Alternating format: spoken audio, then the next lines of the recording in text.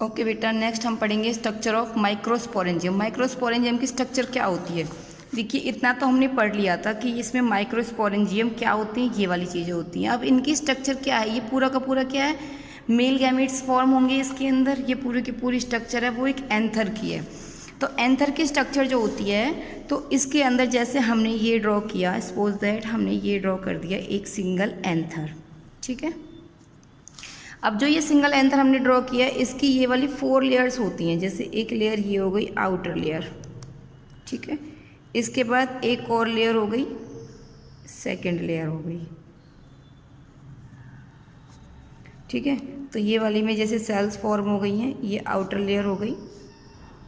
Outer के बाद एक और लेयर हो गई, एक और लेयर हो गई, ये वाली सेकंड लेयर हो गई, ठीक है। इसके बाद एक और लेयर होती है, थर्ड लेयर, ये हो गई थर्ड लेयर,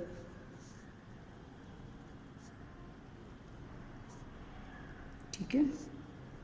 ये हो गई थर्ड लेयर। इसके अंदर 3 लेयर्स हो गई। और फोर्थ नंबर पे अब इसमें जो ये सैक बने थे, ठीक है, जिसमें जिन्हें मैंने बोला था स्पोरेंजियम, ये हो गई। तो ये स्ट्रक्चर है, इसके अंदर हमें कितनी लेयर ड्रॉ की हैं, 3 लेयर। एक 1, ये 2 और ये 3। और फोर्थ नंबर पे ये हो गया सैक, ठीक है। ये सैक सबके अंदर ये होगा, फोर्थ पे ये हो गया। अब देखिए आगे,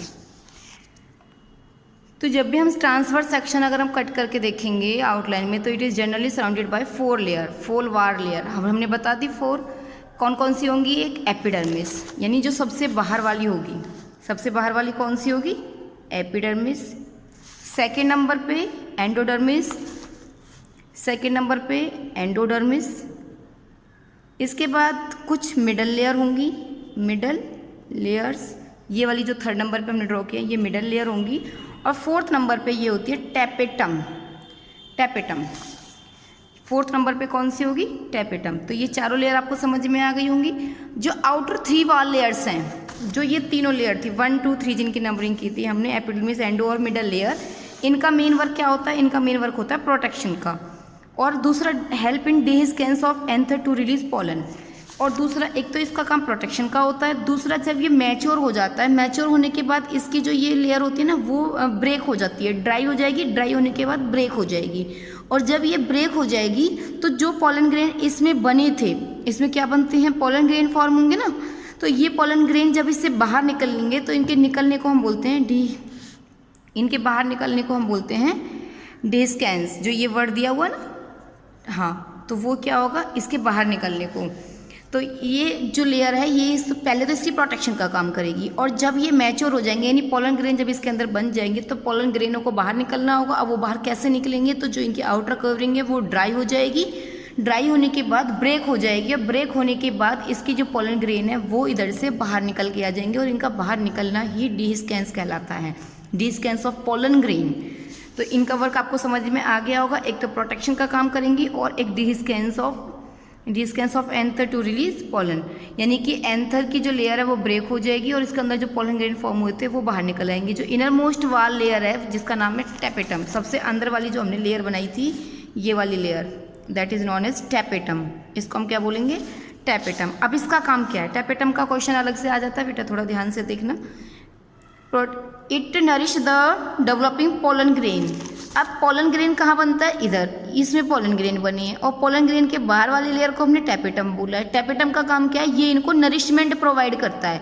क्योंकि जब पॉलन ग्रेन ग्रो होगा तो उसको भी कुछ न्यूट्रिएंट्स चाहिए अपने सर्वाइवल के लिए, ग्रोथ के लिए, डेवलपमेंट के लिए। तो इसको नरिशमेंट जो प्रोवाइड करता है वो करता है टैपेटम, ठीक है। तो it nourish the developing pollen grain. Cells of the tapetum possesses dense cytoplasm.